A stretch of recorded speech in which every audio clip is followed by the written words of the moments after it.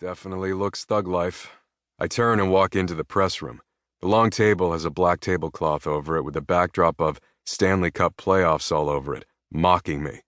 10 reporters are sitting there, some are with notepads, but most with their phone in their hand as they wait for us.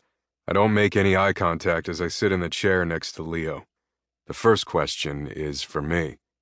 "Dylan," the guy says, and I put one elbow on the table while one holds my chin. "I don't know how to ask this," he says, and I'm already irritated. "What happened? You had full control of the whole game and you guys lose it in the last minute of the third period?"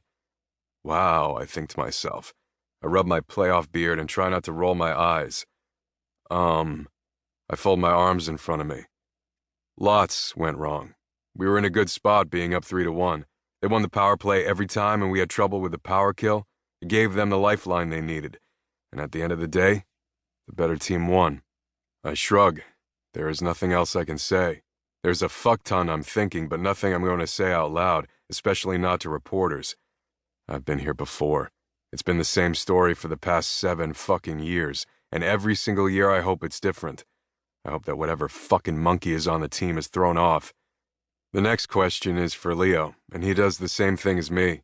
Scratching his face, he looks at the reporter. "I don't know what you want me to say," he says. "I don't know.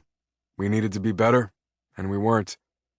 "Dylan, the playoffs can be brutal. It seems that every year you come up empty-handed, even though you were the leading scorer of the whole season.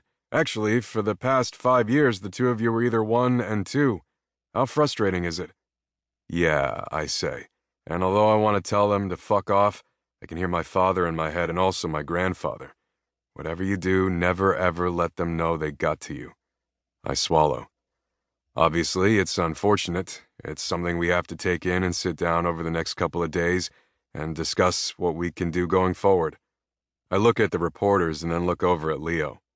It's one thing to be the top scorer in the league. It's another thing to play in the playoffs. It's a best of 7 games, and no matter how many times you ask me or Leo or anyone else on the team, we lost, period. There is no right or wrong way to say it. The other team was better. My tone never goes up or down.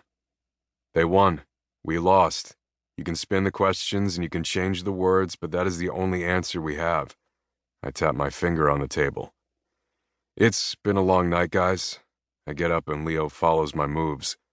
I'm sure we don't have the answers to all the questions you have. At the end of the night, we lost. Tomorrow is a new day, and I'm sure there will be more questions. I tuck my chair in.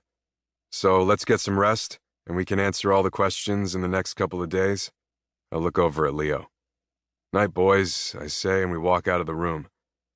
"I don't know why they can't just take us outside and kick us in the balls," Leo says, and I slap his shoulder. "That would be too easy," I reply, and can hear music coming from the small locker room where Edmonton is partying. It sucks to lose, I observe, walking back to our lockers. It sucks even more when you lose in your own house. I slap his shoulder and squeeze it.